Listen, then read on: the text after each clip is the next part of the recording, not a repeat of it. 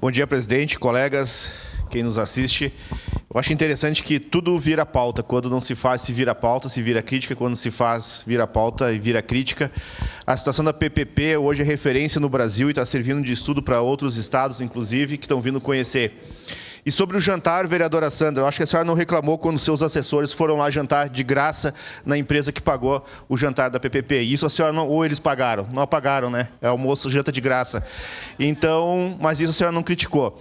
E o vereador Iago, quando fala, é o seu dinheiro, não sei o que, da janta.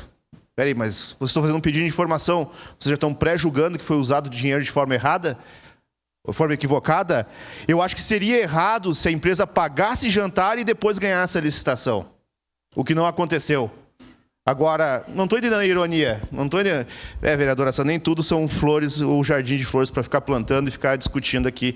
Eu acho que tem que levar a sério. E eu acho que nem tudo é discurso para rede social, populismo barato para ter engajamento. Eu acho que o discurso que tem que ser sério e com compromisso. E o governo nunca deixou de dar nenhuma explicação e ser transparente nas informações.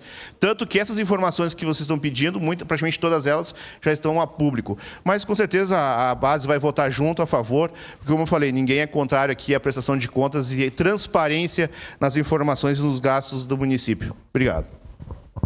Vereador Daniel Santos, com a palavra, vereador